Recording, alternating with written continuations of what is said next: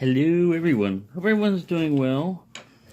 This is late Saturday night. It didn't take me it's taken me all this time to do it, but I haven't spent all this time working on this. I ran into some things that are unique to probably my assembly methods and what I'm doing. That same key that I made for the 334, I fitted to this one. I used the same key basically. I haven't cut the other keys yet to fit this.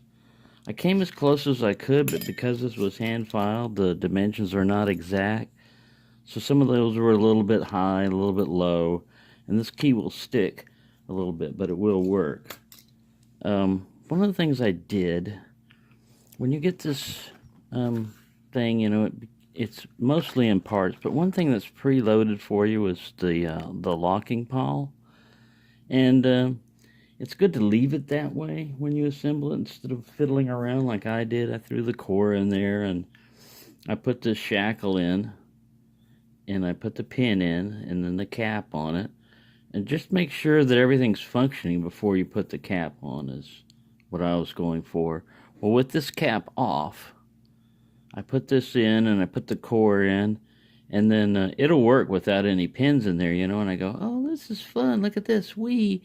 And I turned the key, and because there was no plug here, the pawl shot off and over there and hit the wall. Unfortunately, it's a big part, and I found it, and the spring was still in the body, but it was a pain in the butt to get this back on after that. The pawl would twist around. I had to use a screwdriver over here and this little needle pick, finger pick, to line the pawl up one way, and the screwdriver to pull it back, and blah, blah, blah. Anyways, I finally got that. Another thing is, because that key is cut, like challenge lock, kind of like bitting and everything, these high ones down here, I had to customize the spring, and I didn't want to go with all the standard drivers they put in there, so I broke out Paul's genuine assorted Lockwood pins, and he had some spools in there and different lengths, and I went for the shortest ones, but I had to throw some long ones in there. So the only other thing is, this is a time when you wish you had more than two hands, because before that spring was cut down, I was trying to compress that spring, put the little end cap on, and pow, it shot up, which reminded me of another technique I want to pass on. I didn't use, but might come in handy. Wherever you're working at, when you're going to do one of these projects, just put like a beach towel on the floor. You can wash it later, but if anything flies off, you've got a good chance of trapping it in something that's easy to find. All this reminds me of when these pins fly off and I've got to go on the floor with the flashlight is, man, I need to mop my floor more often and vacuum more often. There's all kinds of crap down there that look like pins and stuff, and yeah. So anyways, I'm almost finished with this. It might stick a little bit, but it'll work with this key, and when I go to make another key, maybe I can refine it to make it fit better. But I just wanted to give you that update before I'm finished with, putting all the caps on it and everything. The little weirding stuff that I encountered. But yeah, that's what that little cap on the end there is for, is to keep the damn pawl from shooting right out like a little rocket. And it's got a lot of force too, man. It bounced off the wall. It would have gone a pretty good distance. Here's another little tip that may come in handy. Putting these caps on with the springs and overcoming it. I don't have super large hands, but even then it's pretty hard to do this. And if you've got a spring pushing up against you, you can't even use normally you use friction to help hold it in. One thing that comes in handy, this little jeweler's type of hammer comes in handy, but you can try to push it in there, get it as flat as you can with your finger, and then get the hammer over on top of it, and then get another hammer, like a little tack hammer I've got right here, to help to just seat it, to just start it. And I didn't do that one right because they pivoted.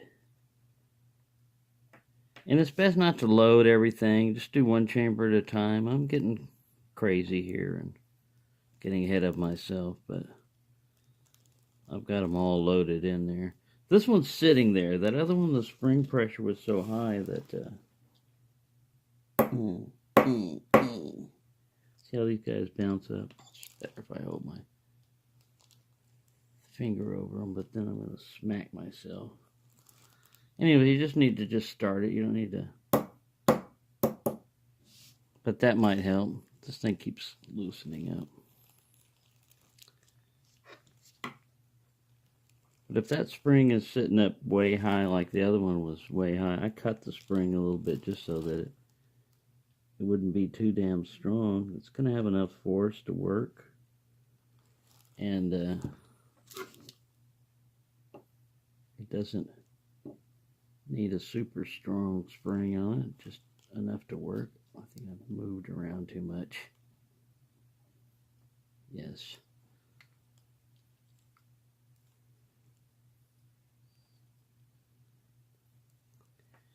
If these give you too much difficulty, you could also taper them more. They're fairly tapered, but it will knock the other one over. See, I should have finished what I was doing. Let's see, I loosened one. So let me put that guy back. And this guy. Make sure I finish smacking the crap out of him this time.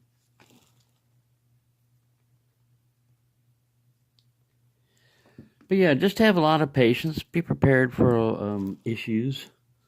A lot of issues. Because things don't always go the way you expected them to. And, take that.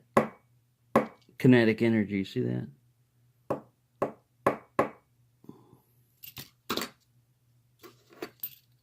have to smack on this guy some more. But yeah, expect problems. But your reward is going to be when you're finished. See, he wasn't even that tight. Your reward is going to be when you're finished, you'll have a functioning lock. Hello, everyone. Hope everyone is doing well. This is a Sunday morning, and I finally completed this padlock assembly. What I did was I used this key that I hand-filed key that I cut for the 334, and it works on this lock also. Some problems I had. This by far was the most difficult part, putting these little caps on underneath spring pressure. I wound up disassembling my little hammer and putting it on there as something to hold them level, and then I hit it with a tack hammer, basically any other hammer, you know, to start it. And that saved me, because last night I got down to this one done and those two done, and I was on the last three, and this thing kept flying off, and I reached a frustration point where I was like, you know what, I'm not accomplishing anything, let me just stop, and I'll get it tomorrow.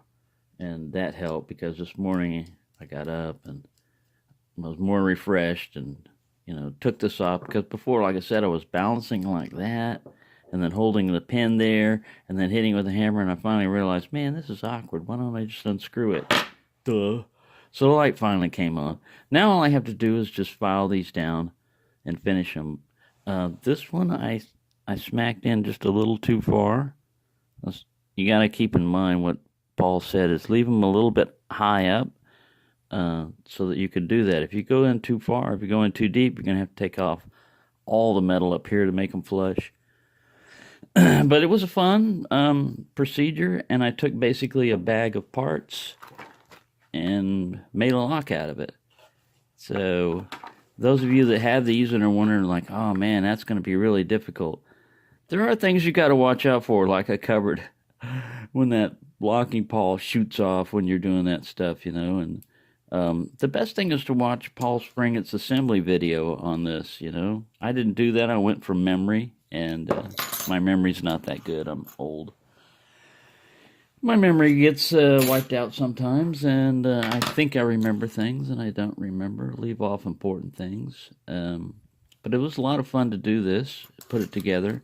Now all I've got to do, if I want a special key just for this one, all I got to do is cut one of these blanks down to fit this, and I'm all set. So, thanks for watching. I'm going to finish this guy up, and maybe I'll include a picture of him finished up. But for now, this guy's done. He's all done, son.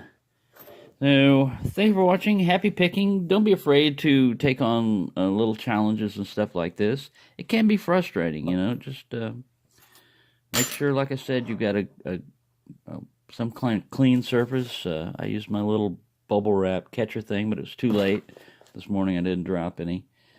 But last night I was chasing around end caps, which are the worst ones to lose. If you lose springs or drivers or key pins even, you can usually replace those.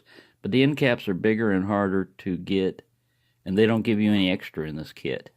They should. They should give me one extra of everything the way I assemble things. But alright, there you go. It's a little assembly process of this BDS padlock. Pretty much all done. Now it's just the finishing up.